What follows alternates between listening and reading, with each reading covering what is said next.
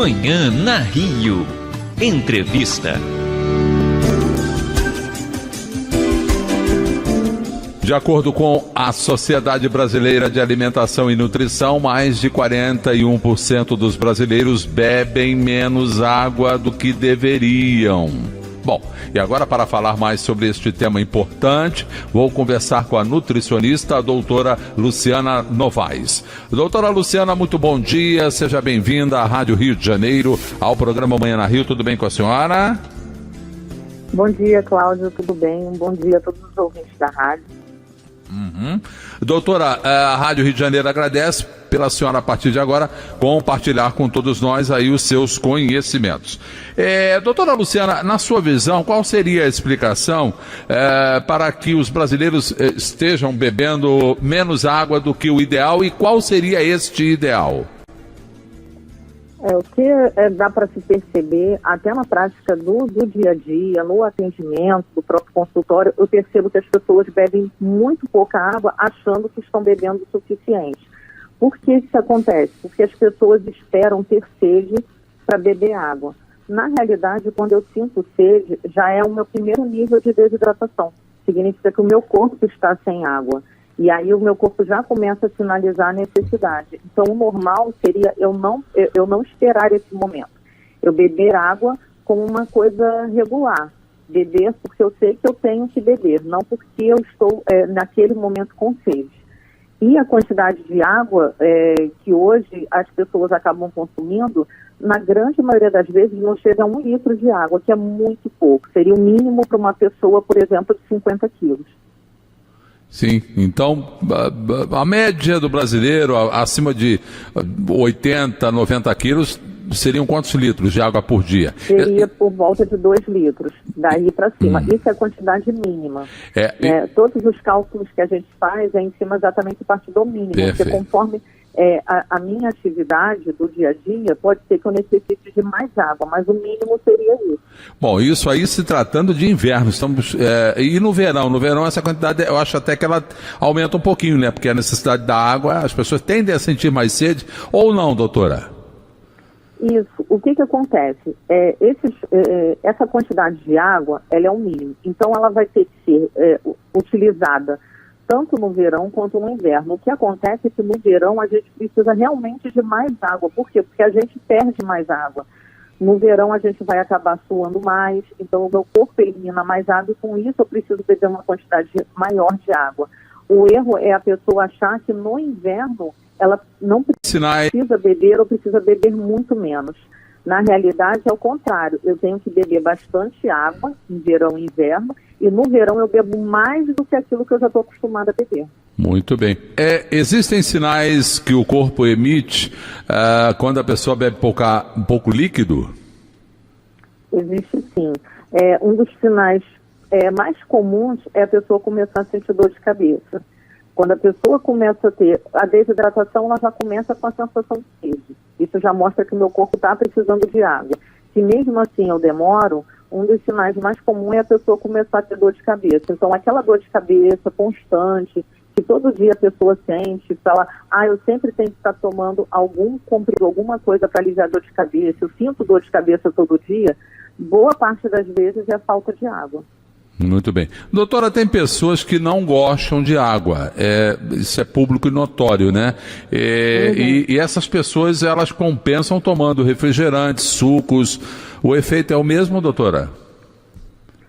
O essencial é que a pessoa tome água. Os outros líquidos, eles acabam entrando como uma colaboração na ingestão de líquido. Mas o que acontece? Eu preciso da água pura, por quê? Porque ela vai correr muito mais rápido pelo meu corpo, ela acaba fazendo mesmo um serviço de limpeza, auxiliando o meu corpo a eliminar tudo que é toxina que ele precisa colocar para fora, faz o funcionamento adequado dos órgãos, ajuda em vários processos do nosso corpo. Então a água pura, ela é necessária. Eu posso complementar essa bebida com outras bebidas. Agora, o que acontece? Quando eu utilizo, por exemplo, um suco, eu não estou ingerindo ali só água, então ele já tem nutrientes. Então eu faço o meu corpo trabalhar para fazer a digestão daqueles nutrientes. Refrigerante é uma forma péssima né, de estar tentando matar a sede, porque ali tem várias outras coisas que vão acabar provocando uma desidratação, fazendo com que o meu corpo precise eliminar líquido. A ouvinte Tânia Stedville aqui pela live está perguntando se o chá pode ser incluído ou continua somente a água. Então, as outras bebidas, elas podem ser incluídas, como suco, como chá. O chá ainda é melhor do que o suco na questão da ingestão de água. Mas toda vez que a gente pensa na quantidade de líquido que o meu corpo precisa, eu estou pensando em água. Os outros líquidos, eles servem para complementar. Eu não devo trocar, beber mais chá, mais suco, ou beber só isso no lugar de água. Muito bem. Agora, doutora, água com gás hidratada, tanto quanto água natural, a água com gaseificada, né, se fala, né, supre também essa falta de água no corpo?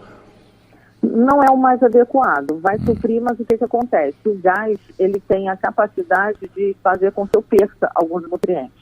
Então, um exemplo de um nutriente que o gás acaba atrapalhando é o cálcio. Então, se eu bebo muita água com gás, eu acabo eliminando muito mais cálcio. O cálcio eu acabo não conseguindo reter no meu organismo. Então, o importante é que seja a água comum mesmo. A água pode ser a mineral, pode ser a água do filtro, mas que seja água sem gás. Eu já não gosto muito da água com gás, né? Eu prefiro uma água purinha, é muito mais gostosa. Doutora, a questão já que estamos falando da água e de hidratação, tem muitas pessoas que ainda mantêm o filtro de barro em casa. É interessante isso, né, doutora? É sim. Já teve alguns testes feitos em laboratórios e mostraram que o filtro de barro é um dos que deixa a água mais limpa. Então, assim, é um filtro antigo, mas que ele tem uma capacidade de filtração excelente. Então, a manutenção do filtro é que é importante, né?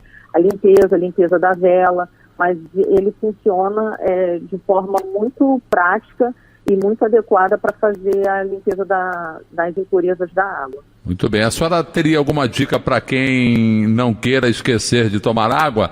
Porque às vezes a pessoa, inadvertidamente, ela esquece mesmo, né? Sim, sim.